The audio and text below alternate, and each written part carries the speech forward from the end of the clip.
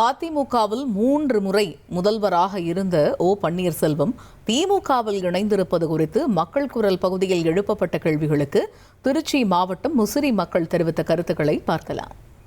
OPS ஐயா இப்போ ஒரு 72 கட்சி தொடங்குச்சு. 73 அவர் ரொம்ப காலமா இருக்கார். 52 வயசு 53 வருஷமா இருக்கிறாரு. நல்ல மனிதர். ஒரு பல விஷயத்துல தர்ம யுத்தத்தை பேசியிருக்காரு, சங்கரமணம் போறேன்னு பேசியிருக்காரு. இப்போ ஒரு கழகத்துக்கு போயிருக்காரு, திமுகவுக்கு போயிருக்காரு. இதோட விஷயம் எப்படி பார்க்குறோம் அப்படின்னா, அவரோட தனிப்பட்ட முடிவு இல்லை, ஒட்டுமொத்தோட முடிவு தான்.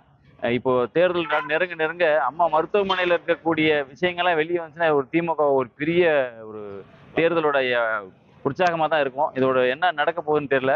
திமுகவே பெரிய பலம், அதுல ஓபிஎஸோட வருகை அதை விட பெரிய பலம். காரணம், அனைத்து இந்திய அண்ணா திமுகவில் நிறைய இடையூறுகள் பிளஸ் அவரை நிறைய தொந்தரவு செஞ்சாங்க.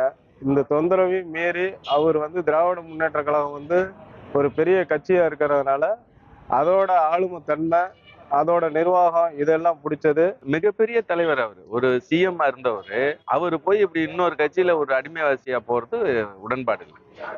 அவர் மேல நன்மதிப்பு வச்ச அனைவருமே இதை வருத்தத்தக்க விஷயமா பார்க்கறோம். ஓபிஎஸ் திமுக போன பற்றிலாம் எங்களுக்கு கவலை இல்லைங்க. அவர் நம்பியிருந்த அவர் தொண்டர்கள், கிளை செயலாளர்கள் எல்லாத்தையும் நடாத்துல விட்டுட்டு நடுத்தெருவில் விட்டுட்டு போயிட்டாரு. இவங்கெல்லாம் பொழப்புக்கு என்ன பண்ணுவாங்க? அரசியலேருந்தே வாழ்ந்தவங்க, எடப்பாட்டியும் போக முடியாம, இங்கேயும் வர முடியாம, யார்கிட்டையும் போக முடியாம அவரு மட்டும் எதிர்காலத்தை அமைச்சுக்கிட்டாரு. மீதி தொண்டர்கள் எல்லாத்துக்கும் இறந்த காலமாக்கிட்டாரு அவரு. மக்கள் குரல் பகுதியில் முசிறி மக்கள் தெரிவித்த கருத்துக்களை பார்த்தோம். 1,26,00,000 மனங்களை வென்ற தந்தி டிவி யூடியூப் சேனல். தவிர்க்க முடியாத தம்ப்நெயில்ஸ், கலக்கலான கான்டென்ட்ஸ்.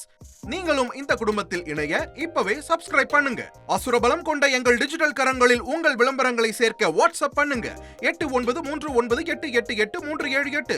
Email advttv@dttv.in.